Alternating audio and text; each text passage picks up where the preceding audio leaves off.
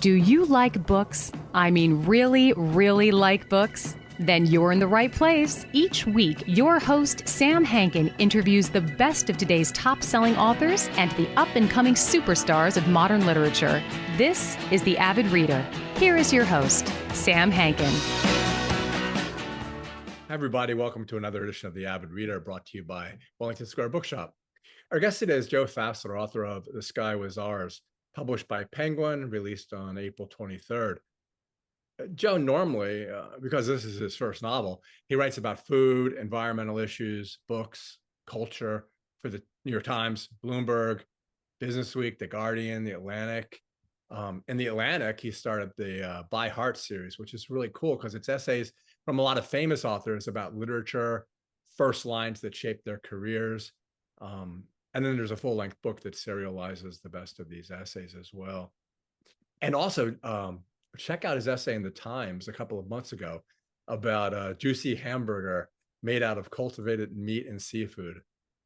Kind of a scam backed by everyone from SoftBank to Leonardo DiCaprio and Richard Branson. So anyway, it's 2005. 24-year-old Jane is a real mess. She decides to just kind of like take off, not tell her parents. She's like, part of her is not what she wants to be because of something that happened that I won't disclose that shouldn't have happened. And she might have been on a different career path if it had happened the proper way. But then in her car, which we can talk about because it's like such a precise car, and I think Joe probably has like something real about it. That's how she meets Barry, who's like this brilliant old geezer. He's charismatic. He's a recluse. He lives in New York, right on the Canadian border. And for years, lots of years, in Sigrid, he has this obsession that he's going to build a pair of wings that humans can fly in. And the design is by this obscure precursor who even knew the Wright brothers. But it's not like his hobby. He's convinced that not only can he do it, but that when people fly, it'll spark a revolution, delivering us from climate change, modern capitalism, and chaos. So Jane is captivated by Barry's, radical vision, even as he keeps falling and his experiments become more dangerous. But she's also drawn to Ike. He's kind of like the savage from Brave New World, who all he did was like read Shakespeare. He's gentle, he's thoughtful, but he's very protective of his father, and he's really never known another reality. So it's inspired, as all the reviews say, by the myth of Daedalus and Icarus, but it's kind of reversed. So, it's really imaginative. And here's the question, and I had issues with it, and I want to talk about it, is the idea is if you had access to this thing, this technology that allows you to fly, to escape the confines of Earth, would it change your life as it does for many in the book? Would you use it and love it? And then would it actually change the world as we know it? So, basically give us freedom. So, hi, Joe. Thanks so much for joining us today. Yeah, my pleasure, Sam. Thanks so much for having me. So, since I'm a bookseller, and I've said it 1,000 times, since people say you can't judge a book by its cover, but everyone who comes into my bookstore does exactly that. So the cover, it's a beautiful cover, but it has feathers on it. And then I'm thinking, okay, I understand why it has feathers, but then the wings, and we'll get to it, but they're not really feathered, right? So what's it trying to tell us then? Yeah, it's great you picked up on this, and this is something we talked a lot about during the cover design process, actually. Yes. So the wings in my book are they're made from basically willow rods. So imagine like pliant willow, the things that hang down, from a willow tree, and cloth and other kind of simple materials like that. They don't use feathers. Um, and so, but I think when wings come to mind, of course, we think of birds, right?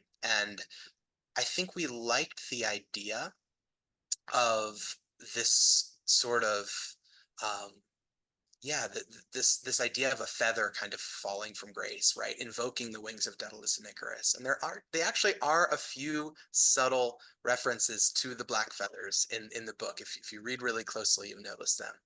They are there. So it's not that there's no feathers entirely. There are a few characters who actually strap them to their wings, before taking flight. But you're right, it's not the predominant material that these wings are made of. Yeah, the embellishment of feathers was very interesting and lovely.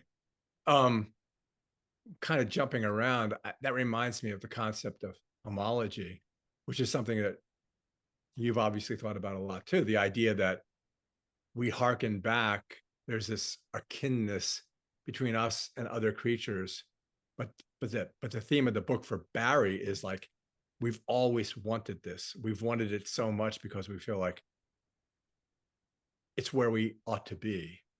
How did you come up with that concept, and do you think there's any truth Yeah. to it? Yeah, I love that you touch on this because this is something I thought so much about. So as you mentioned, my character Barry, who is an inventor and has spent his life trying to build wings that he can fly in, inspired in part by the Wright brothers and other early aviators, some of whom actually tried to do this, and you know, as I have an essay coming about, lost their lives in the process. But he wants to, and he has this conviction that flight is something we crave. Um, for me, this was a really important engine of his character. Like, what is his motivation? It's partly idealistic, it's partially trying to change the world, but it's also a kind of desire that I think is more visceral than that. Like, he just sort of craves this experience. And when you look around, it's really interesting. I mean, we humans are this earthbound, two-legged, top-heavy species, and obviously we don't fly.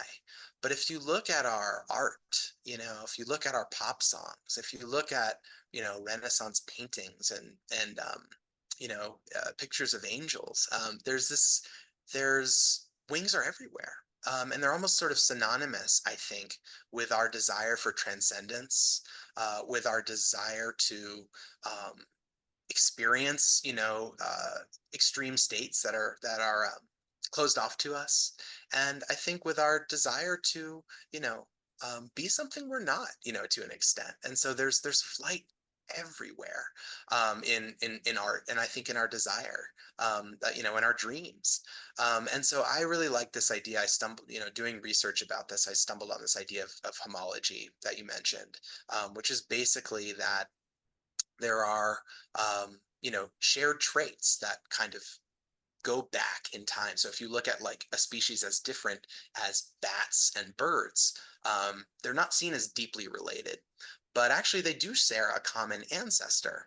And Barry in my book sort of argues that, okay, well, maybe what they share is some inner proclivity for flight that allowed them to kind of, when their bodies became capable of it in this way, want to harness that, want to be able to take to the air. And the claim that he makes is we actually share that too, deep down in the reptilian brain, whatever it is that tells a bird to fly, or early dinosaurs to fly, that's in us too, and we feel it.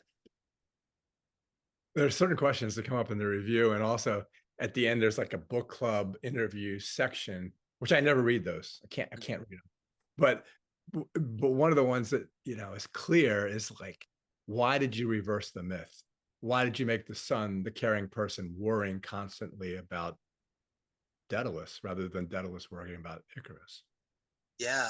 So, I mean, as I was just talking about, I was really interested in like, where are the other places in culture and art where flying is invoked?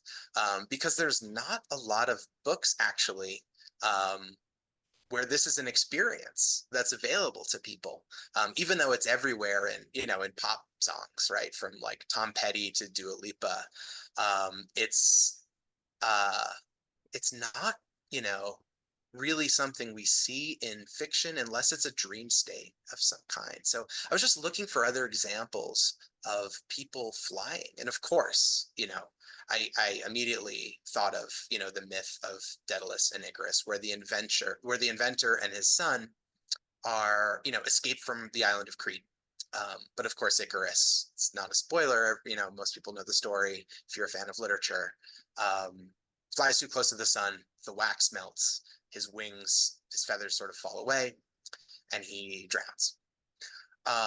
And so there was something, I mean, myths tend to be powerful because they have just right there in their narrative architecture, you know, something fascinating. And in that story, it's really, I think, the story of an inventor who comes to regret his invention, you know, whose thing he creates is powerful, but it has unintended consequences that he doesn't fully understand. Sorry, somebody's at the door.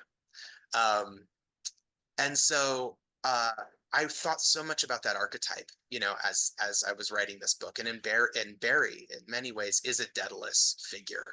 He is an inventor, and his son is very much an Icarus figure.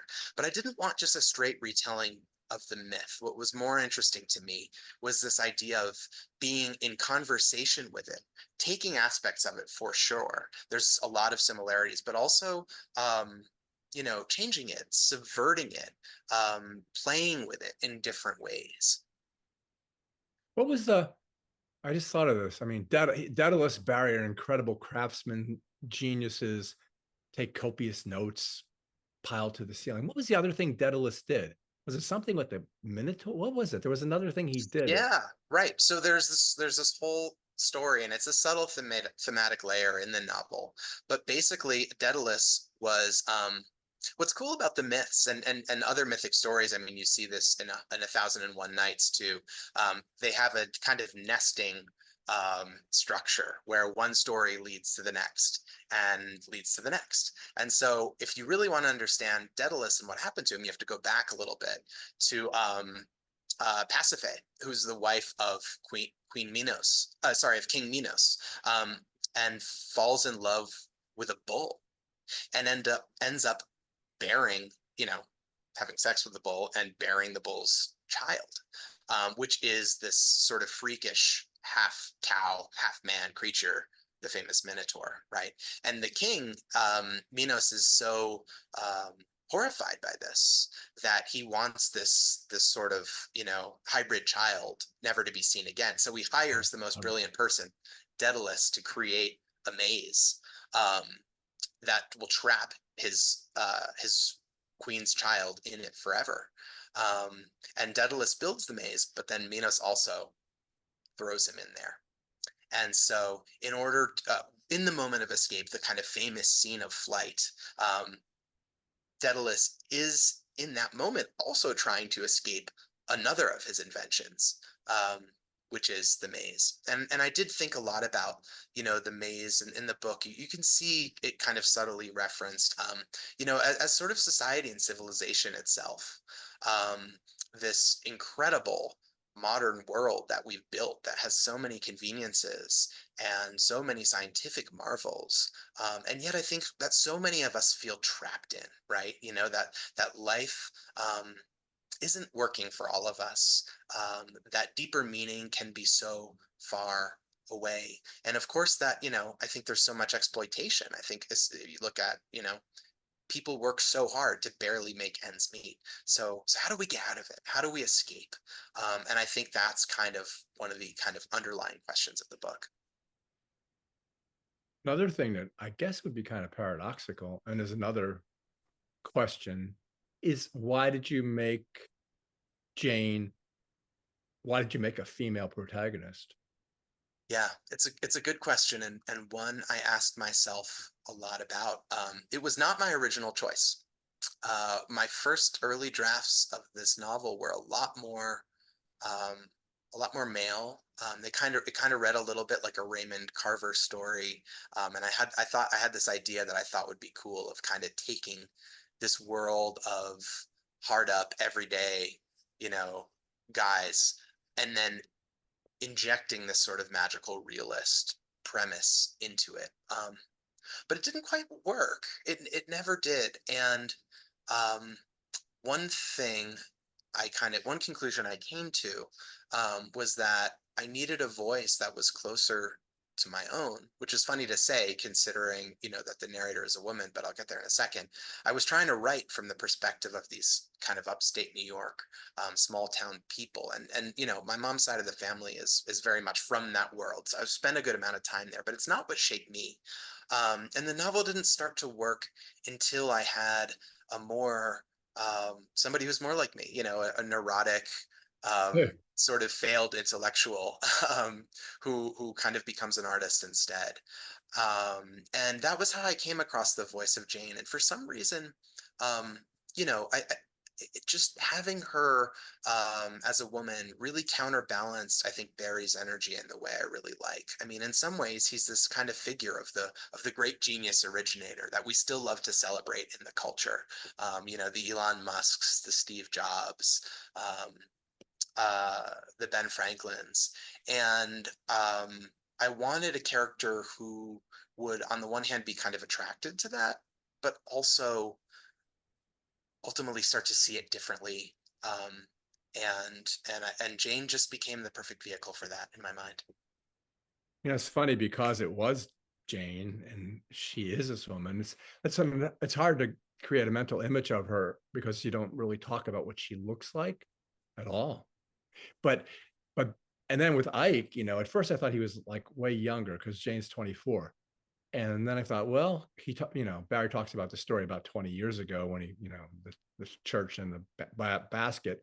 And so they're basically essentially contemporaries. So I was expecting, okay, I kept expecting them to, you know, consummate something. And especially the one scene where they go, I don't like to give stuff away. I feel like I'm doing spoilers, but it's because I'm so involved in the book now. I'm not really caring about the people who are listening. So, Yeah.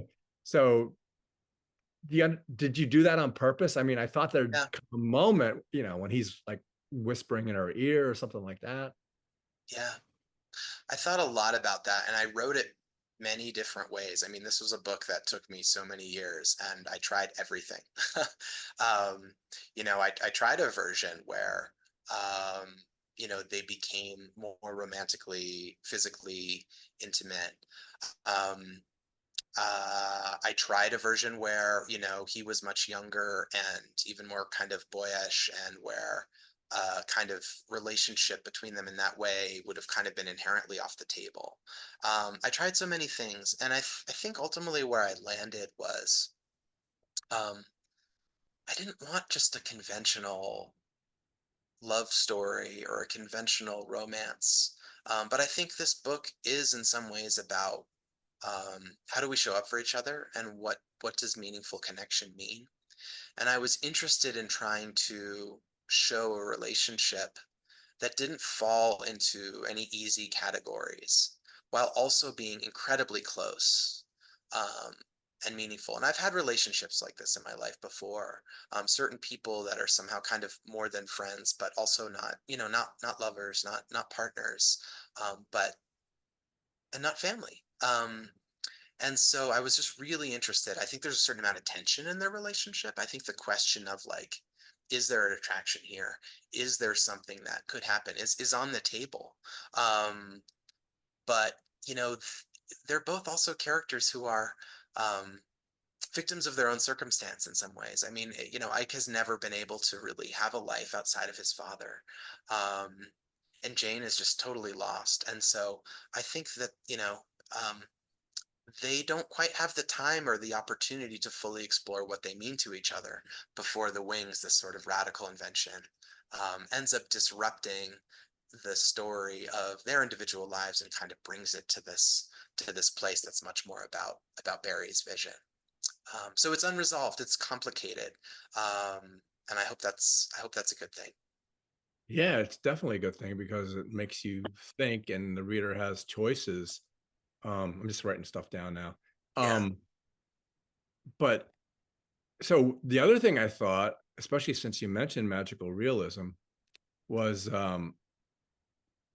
okay, especially at the end, is Jane a reliable narrator? And then I started thinking, well, it's just, is it like a metaphor maybe? And I think that's good too, because then when you close the book, And even today, I'm still thinking that, I'm thinking, wait a minute, is it is this far-fetched? Is it so far-fetched that she is unreliable? Because she's all we know. Yeah, yeah. I'm so glad you mentioned that, because it's something I really thought about. I think Jane is presented sympathetically. And in some ways she's the hero of the story, but I also felt really, really strongly that her presentation of events is subjective, and that she is not, just like all of us, able to fully um, objectively see her situation. There are parts of her perspective that I think I can see, and I hope that readers will be able to see, but that are off the table or beyond view for her. Um, and I think the most major way that this is true, um, and you mentioned it already, is like, to what extent um, is this story real? Is her presentation of it accurate? And there's a lot of ways where I think she is unreliable, and we could talk about them. But the major question of, like, did this all happen? Is this possible? I really wanted to write this in a way where people could argue about that, where someone Okay. could say, well, of course it did. Like, it's described in so much detail, and it is maybe physically plausible. And yeah, and then, at the other hand, to say, no, this is some sort of internal drama, or this is something she's making up, or she's telling a tall tale, or it didn't happen in this way, and that they could both be valid and argue about it. So I think that's another part of the book that I think is hopefully productively um, unresolved. But I do write about Moby Dick in the book, and that's another model that I thought a lot about. At the end of Moby Dick, the ship sinks, and Ishmael's the only survivor, and so we have only his words to go on. And how much of it was true? How much was Ahab really this crazy captain? How much was this mythical whale really something you could see and experience? We don't know. We only have his word for it, and I think Jane's story is like that too. I interviewed this guy who wrote a book called Why Read Moby Dick, and he insisted that anything that happened in the world, you could figure it out by reading a part of Moby Dick. And there's something to that, because it is like such a one-off, incredibly unique thing. Yeah, I was really glad you put that in there. But the other thing you did well was, since we're talking about it, is you set it up. You set up the possibility that the reader could look at this way, because she has this descent. You can't say a descent into madness, but her apartment, when the stove catches on fire, when the guys rush in, you're thinking, is like, she's really whacked. She yeah, wasn't, but yeah. she was because of one thing. Right. And then at the end, when she's back in a certain place, and yeah, same thing. So you set it up, no pun intended, bookend it, Yeah. the possibility that, what you just Right. talked about. Yeah, I love that you say that. And this is an experience I think I often crave in fiction, where you're so swept up in a voice that you're willing to just kind of believe and give the benefit of the doubt to the narrator, whatever it is they're telling you.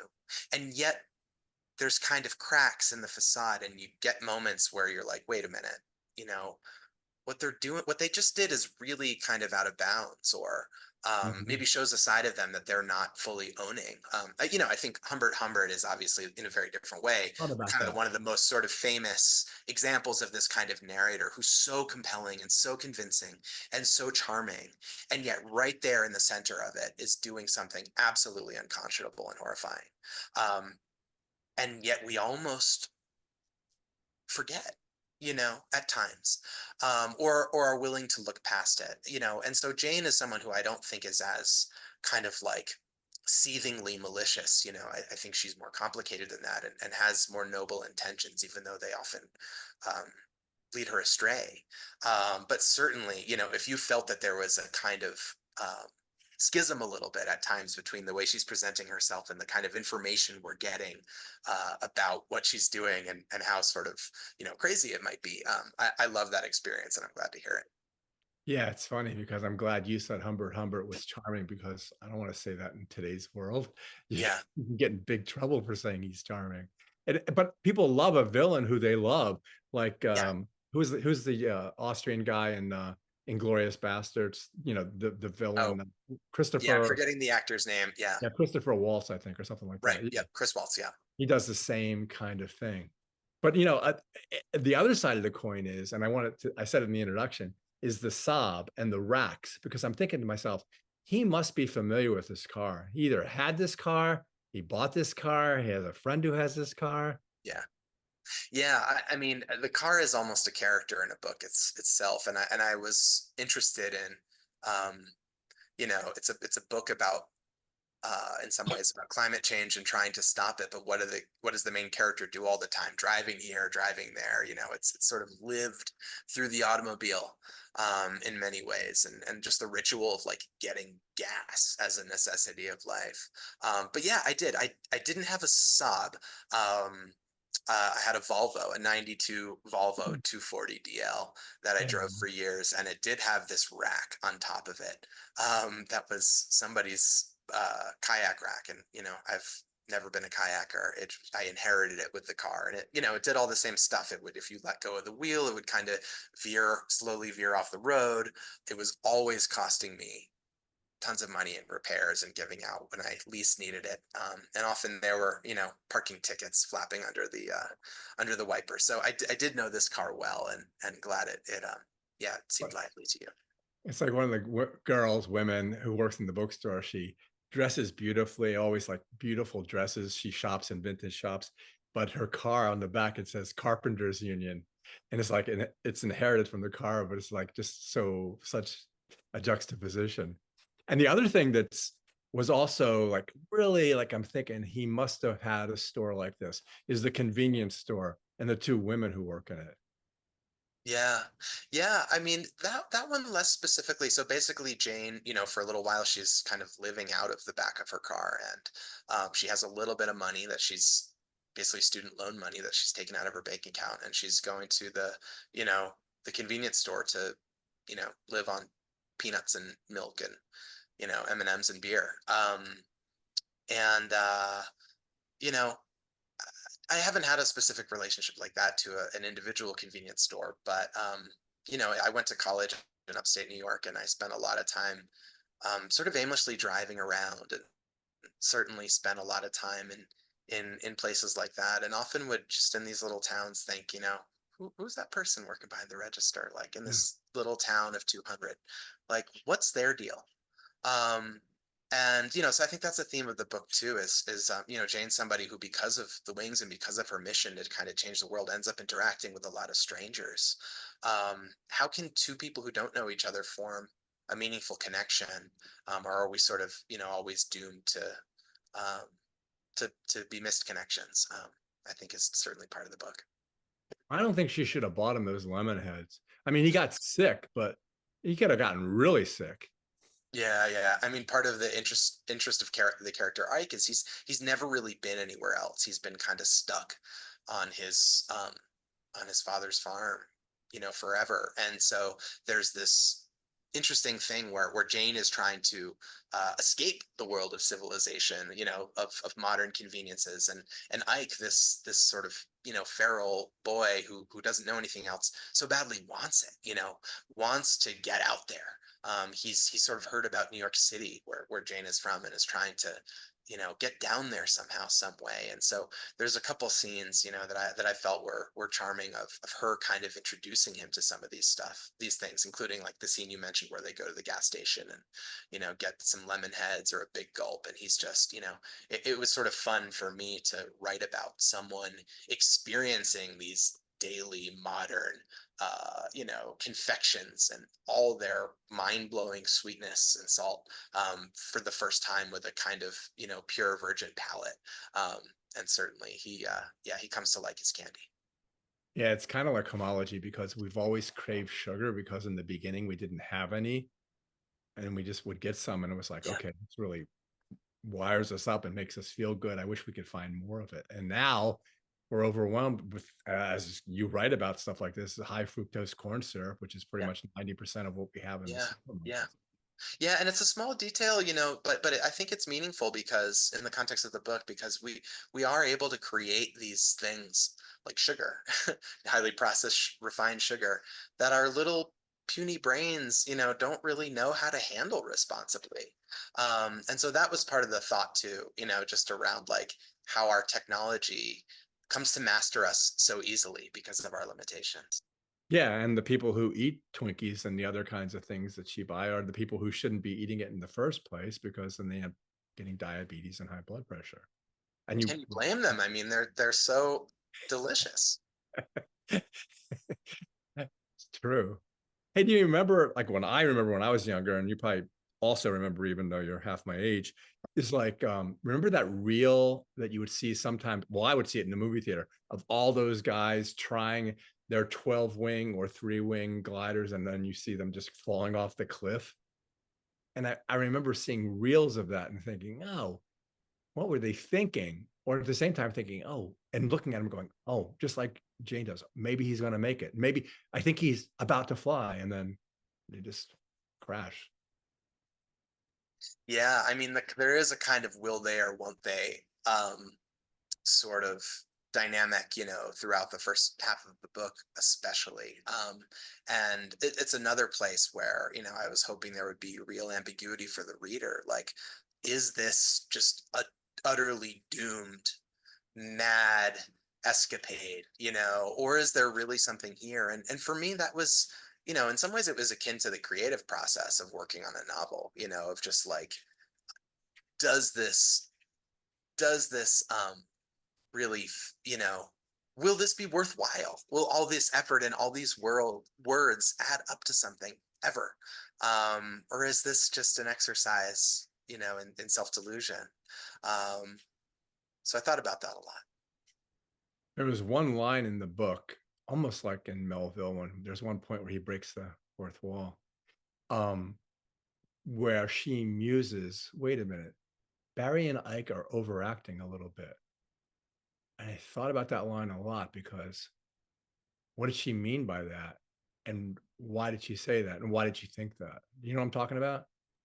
I'm not sure. What's the moment specifically?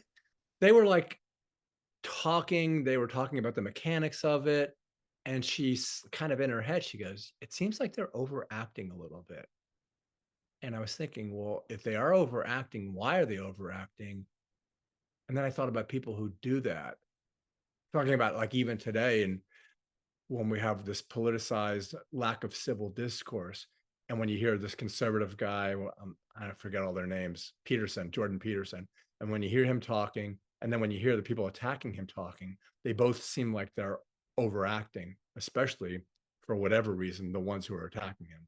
It's more like this self-righteousness, like this Yeah. hyper uber belief.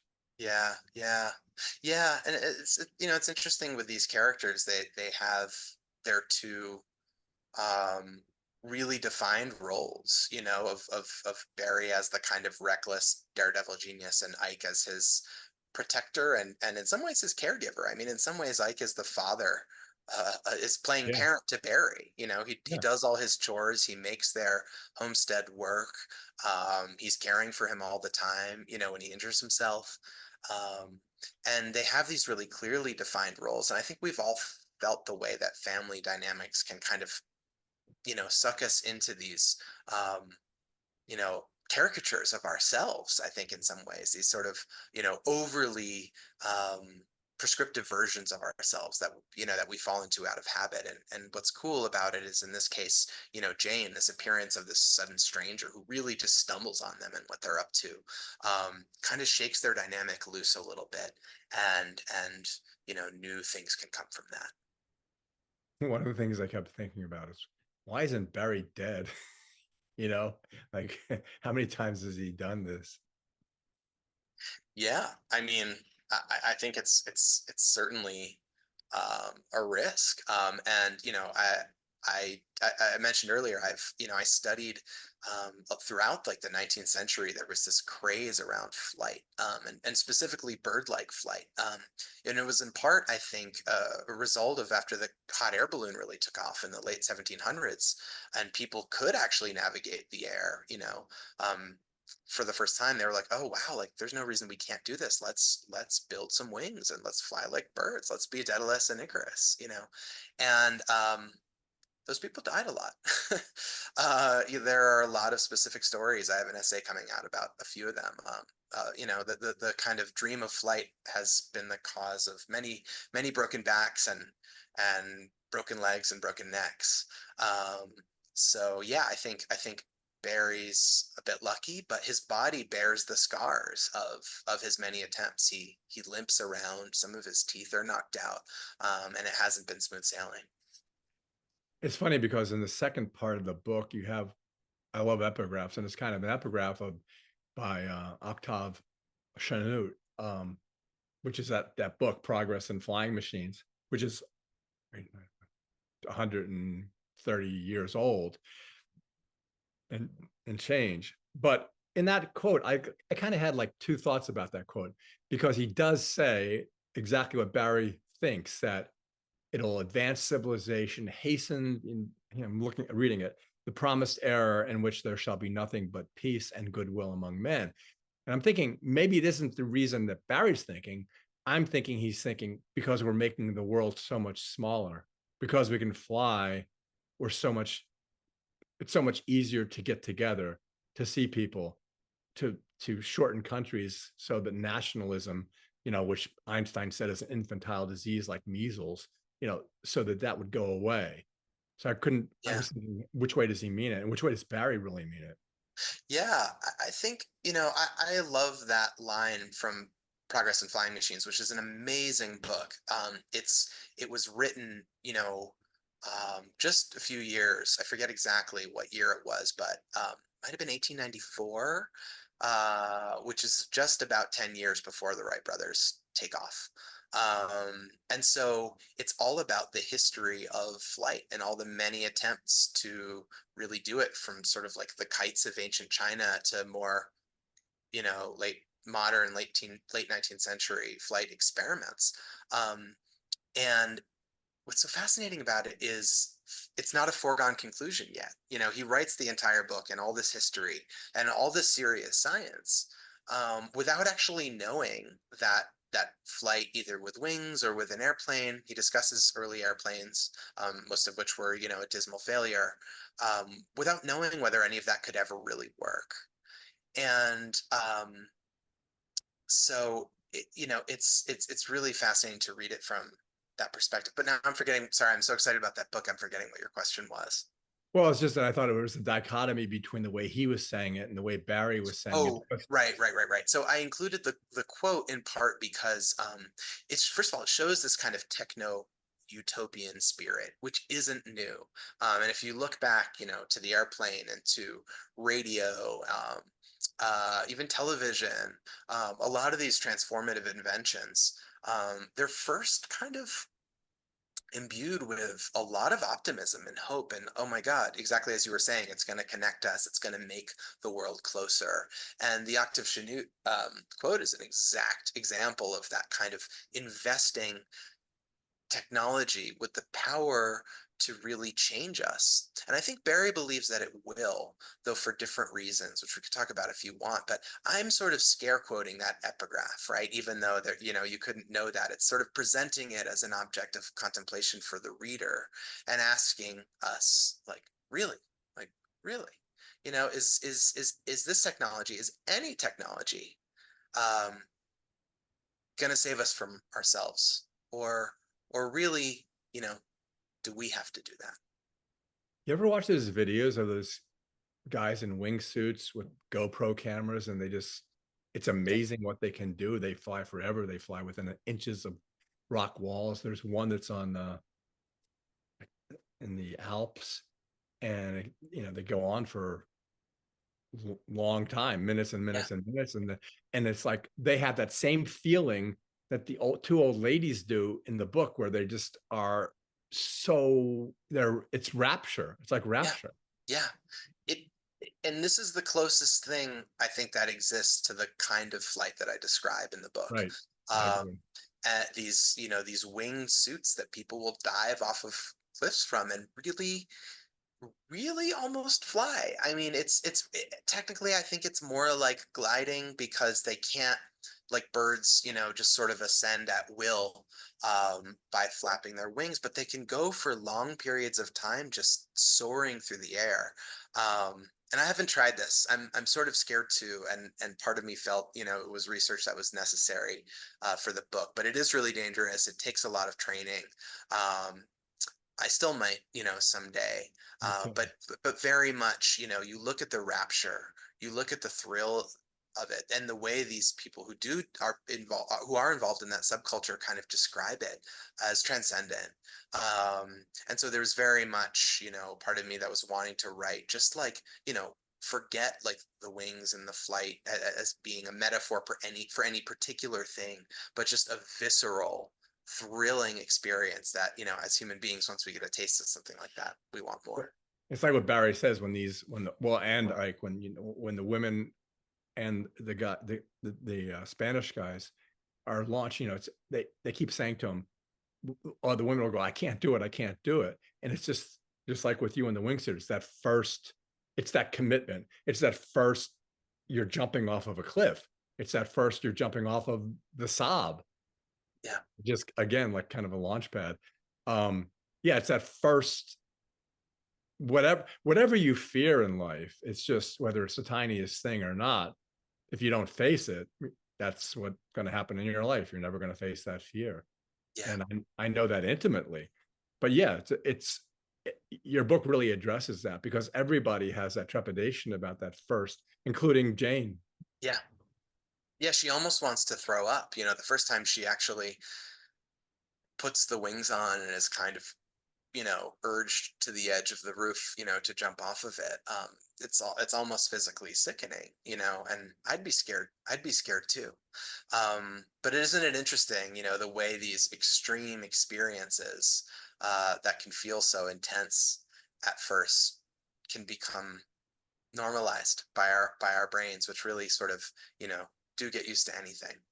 Yeah, and Barry says some things that are weird but are kind of true, because the one thing that is difficult is like these people, the women are flying for a long, long time. And repeatedly you talk about how exhausted and how they can't even get up after a long flight. But Barry says, just like when I go work out, when you work your muscles to a certain extent, yeah, they're sore, they're inflamed, and then you build up more muscles. And the muscles he's talking about are right here, the same muscles that Yeah. a bird has to Yep. use. Yep. Yeah. It's so the physical exhaustion, I think would be real. We can talk about, is this book science fiction? Is it magical realism? I think there's elements of both, but I did really want it to feel kind of grounded and not purely fantastical. And I think one element of that is like how physically demanding this act would be. And so the people come down again, often, pouring with sweat and almost, kind of comatose um, with exhaustion. Yeah. Yeah, and it's funny, the when each time Barry does this, there's a eureka moment. Well, he failed before, but now I know exactly what was wrong. Friday. Hmm. And it's that the last element is, like you say, or you can just jump off a Saab, which is only up here. It's that first flapping, and all of a sudden you go, oh, that's all I have to do, because Yeah. you don't have any momentum. You're not jumping off a cliff. You have to get up there with that first flap. Yeah. And that was very interesting to me, because he must have perfected it. He perfected Yeah. something. Yeah. Yeah. Yeah. And it's unclear. I mean, that's one place where I think Jane's perspective is limited in the way that we talked about. She's not a scientist or a physicist or an engineer. And to some extent, uh, when Barry's saying he's making progress on his designs, she just has to take his word for it, right? Um, or not. So that kind of aspect of the book, there actually is a lot of science around this that I drew on. Um, but it's sort of off limits, and it's sort of not in some ways the point, because she doesn't have a deep understanding of what she's doing. But I was interested, if you think about Barry's kind of progress as an inventor and a scientist as parallel to the creative process. Um, there are writing is hard, and it's lonely. It can be scary.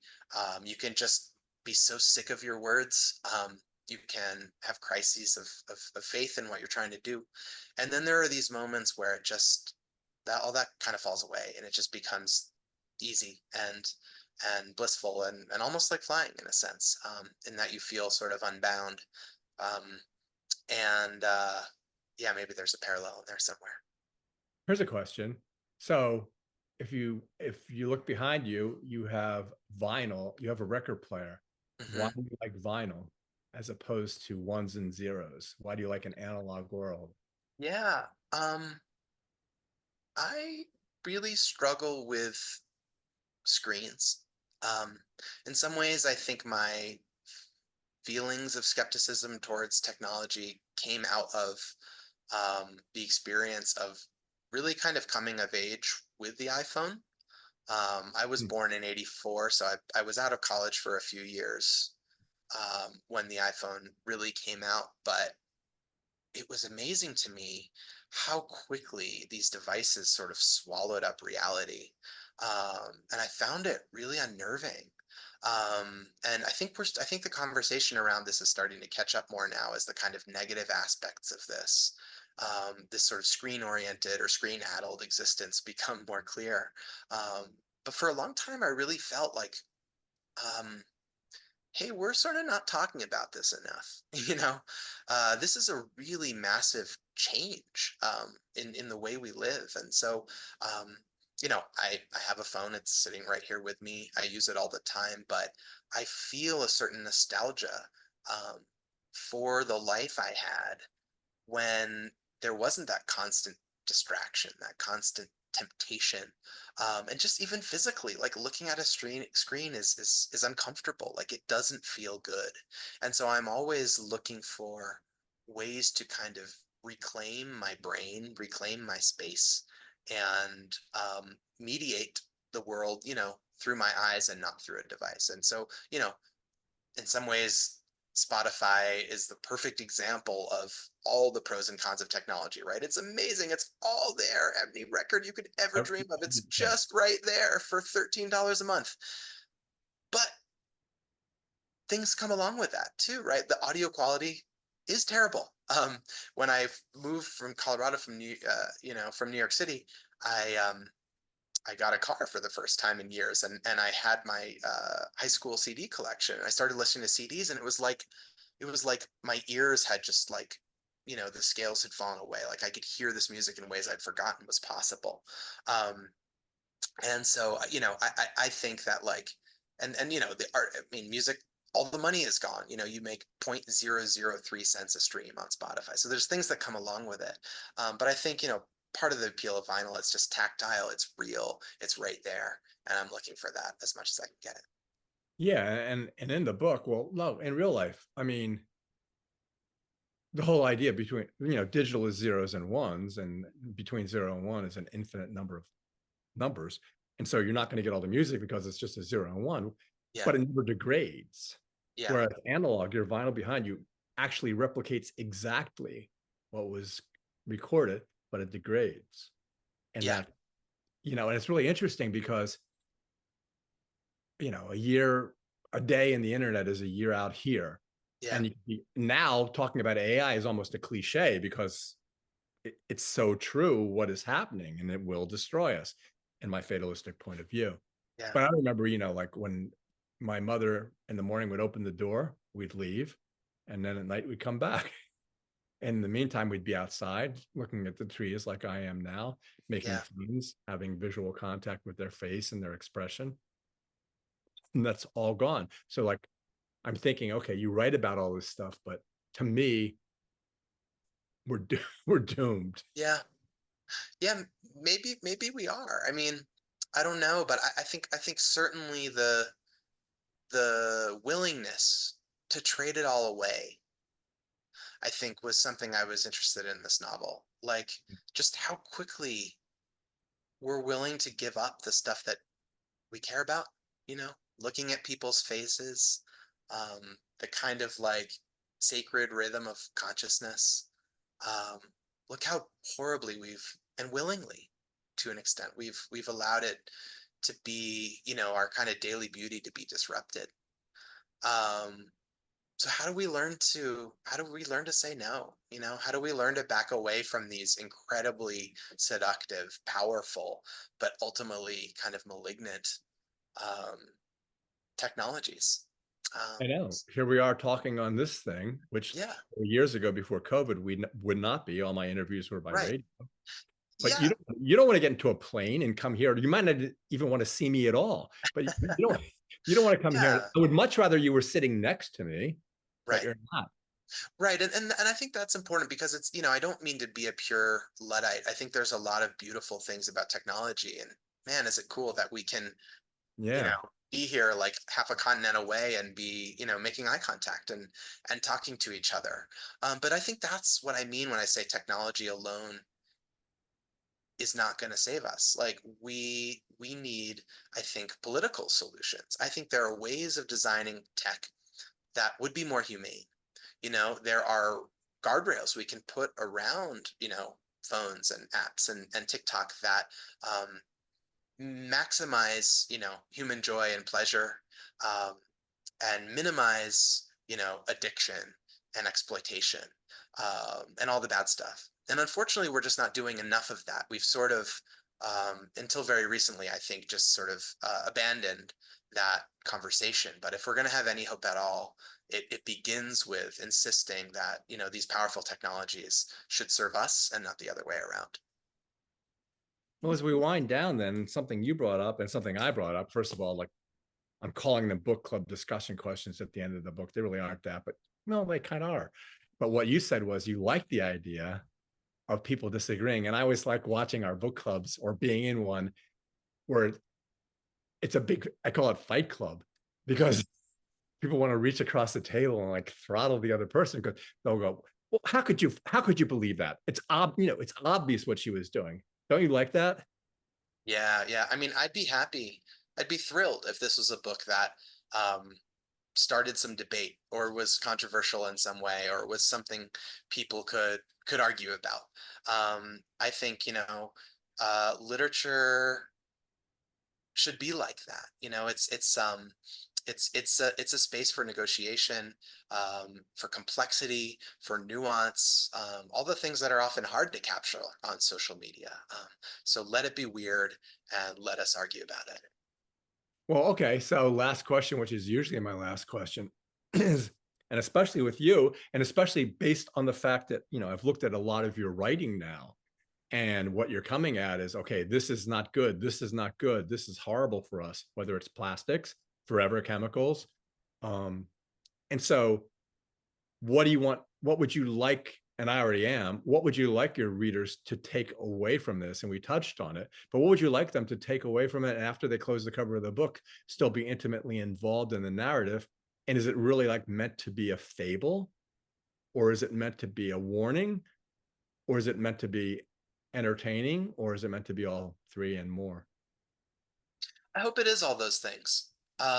You know, I do believe in entertaining the reader. I think first and foremost, I wanted to tell a good story. Like a myth is a good story. And a story that, like a myth, is evocative and yet doesn't mean any one particular thing necessarily. So I hope there's layers in here for people to enjoy. But you know, I would be excited um, if this book inspired people to think about technology and its unintended consequences um, in a more um, kind of nuanced and guarded way.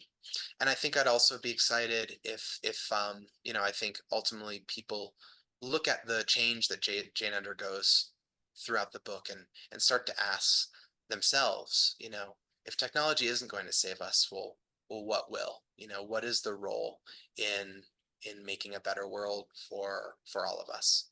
And I think that that comes down to people and showing up and taking action. So, you know, as somebody who's covered climate, you know, for a long time, um, there are solutions there, but they will not be adopted unless there are meaningful numbers of people insisting on them, in daily and insistent ways.